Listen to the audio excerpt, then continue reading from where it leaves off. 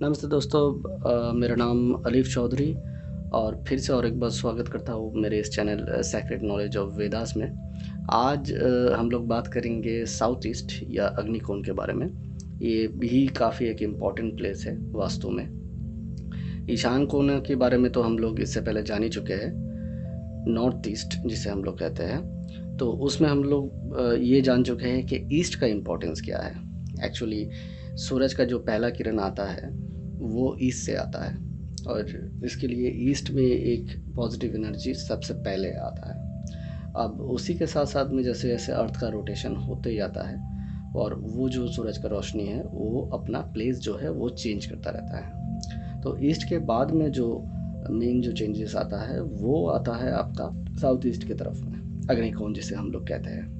इस जगह में क्या है कि आहिस्ता धीरे पानी का जो रोल प्ले है या ईथर का जो रोल प्ले है वो ख़त्म होने लगता है, आहिस्ता आहिस्ता कम होने लगता है। और इसी के साथ में जो प्योर हीट एनर्जी है, प्योर हीट एनर्जी मतलब ये नहीं होता है कि काफ़ी ज़्यादा हीट का एनर्जी, पॉजिटिव टाइप का एनर्जी होता है, एक प्लीजेंट टाइप का हीट एनर्जी होता है जो एयर के साथ में रहता है, साथ ही साथ अर्दन एनर्जी उसके साथ में रहता है। और इसके साथ में जो हीट एनर्जी बनता है वो जो है एक पॉजिटिव फायर एनर्जी को उसमें प्लेस करता है।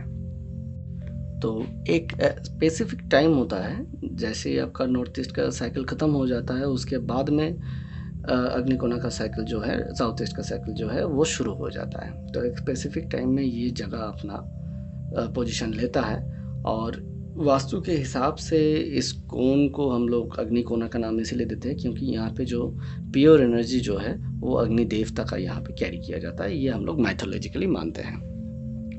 अब अगर हम लोग सिग्निफिकेंस देखें, अग्निकोणा का अगर हम लोग सिग्निफिकेंस देखें तो इसका जो टाइम है लगभग 6 बजे के बाद से शुरू हो जाता है और उसके बाद में पकड़ लीजिए फर्स्ट हाफ जो है ये यहाँ पे चलता है। इस फेज़ में जो सूरज का जो टेम्परेचर है वो बहुत प्लीजेंट होता है और साथ ही साथ पानी का और ईथर का जो मैंने पहले भी कहा था कि थोड़ा कम हो जाता है, उसका जो इफेक्ट है थोड़ा कम हो जाता है।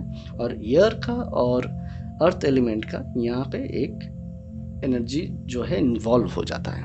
ये प्रोसेस कंटिन्यू 3 से 4 घंटा तक रहता है और 3 से 4 घंटा तक यहाँ पे जो एनर्जी बनता है वो एनर्जी सबसे ज़्यादा फायर के लिए यूटिलाइज़ किया जा सकता है, अग्नि के लिए यूटिलाइज़ किया जा सकता है। मतलब उस टाइम का जो एनर्जी है वो फायर को रिप्रेजेंट करता है।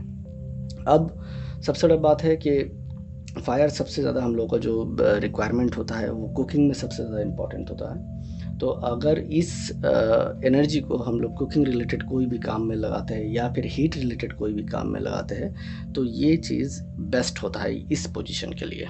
तो अगर हम लोग जानना चाहें कि इस कॉर्नर में क्या क्या चीज़ वास्तु के हिसाब से होना चाहिए और नहीं होना चाहिए, उसमें अगर हम लोग ध्यान दें तो सबसे बड़ा चीज़ जो यहाँ पे आता है, यहाँ पे रूम कौन सा होना चाहिए। तो देखिए ये जैसे अग्नि का प्लेस हो गया तो यहाँ पे सबसे ज़्यादा जो अग्नि का यूटिलाइजेशन होता है वो किचन रूम में होता है। ठीक है, किचन में सबसे ज़्यादा खाना पकता है तो उसके लिए अग्निकोण का यूटिलाइजेशन होता है। तो यहाँ पे अगर किचन रूम हो तो सबसे ज़्यादा अच्छा होता है। ठीक है, सबसे पहला पोजीशन जो है इसको माना जाता है। कोई भी तरीके का इलेक्ट्रिक रूम या फिर मीटर घर जिसे हम लोग कहते हैं, मीटर का जो रूम हो जाता है वहाँ पे भी कॉन्टिन्यूसली एक हीट एनर्जी तैयार होता रहता है। तो वो भी चीज़ अगर इस जगह में हो जाता है तो वो भी काफ़ी बढ़िया वाला चीज़ है। याद रखिए अग्निकोण में इलेक्ट्रिक रूम या फिर मीटर रिलेटेड रूम अगर होता है तो काफ़ी बढ़िया होता है। कोई भी तरह का वाटर बॉडी जैसे पकड़ लीजिए कुआं हो गया, डीप ट्यूबवेल हो गया वगैरह हो गया, यहाँ पे नहीं हो तो ही बेटर है। या कोई भी तरह का सॉफ्ट टैंक वगैरह पानी से रिलेटेड कोई चीज़ यहाँ पे अगर नहीं हो तो ही बढ़िया है, नहीं तो ये नेगेटिव एनर्जी को एक जगह देता है। गैस ओवन, इंडक्शन, चिमनी, चूल्हा जो आपके किचन में होता है ये एकदम साउथ ईस्ट के कॉर्नर में ही हो तो बढ़िया, क्योंकि सबसे ज़्यादा इफेक्ट जो इस एनर्जी का है यहाँ से मिलता है। दो और इम्पॉर्टेंट चीज़ है अग्निकोणा में, वो चीज़ अगर किया जाए तो पॉजिटिव एनर्जी जो है इसमें और भी ज़्यादा बढ़ता है और अग्निकोणा का यूटिलाइजेशन और भी बढ़िया से किया जा सकता है। पहला चीज़ तो ये आ जाता है कि अगर सुबह पहले खाना बनाने से कुछ देर पहले अगर यहाँ पे एक दिया जलाया जाए तो क्या हो जाता है कि ऑलरेडी सूरज का रोशनी आता है, और उसके बाद में अगर वहाँ पे हम लोग अग्नि को रिप्रेजेंट करें, आग के साथ में एक दिया के साथ में अगर रिप्रेजेंट करें, तो इस जगह में क्या है, नेगेटिव एनर्जी अगर कुछ भी होता है वो पूरा तरीके से ख़त्म हो जाता है। दूसरा चीज़ जो हो जाता है, यहाँ पे रॉ वेजिटेबल्स या फिर पकड़ लीजिए घी हो गया, तेल हो गया, स्पाइसेस जितना हो गया, और उसके बाद में दाल चावल जो हो गया, ये सारा चीज़ अगर आप कंटेनर में करके रखते हैं और इसमें अगर सूरज का रोशनी गिरता है तो ये काफ़ी बढ़िया होता है।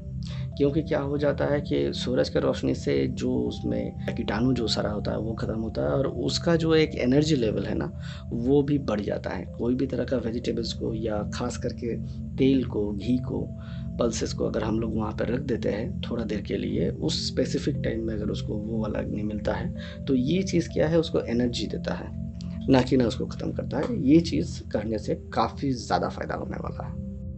दोस्तों, अग्निकोना में ये सारा चीज़ अगर ठीक तरह से मेंटेन किया जाए तो इसका रिज़ल्ट 100% आपको मिलेगा, बहुत बढ़िया तरीके से मिलेगा। हम लोग नेक्स्ट टॉपिक में बात करेंगे नेक्स्ट वीडियो में। तब तक आप इस चीज़ को लेके अगर कोई सुझाव वगैरह होता है या कोई भी प्रॉब्लम वगैरह होता है, आप मुझे कमेंट्स में बता सकते हैं या फिर आप व्हाट्सएप में बता सकते हैं। तब तक ख्याल रखिए, बढ़िया से रहिए, ठीक रहिए।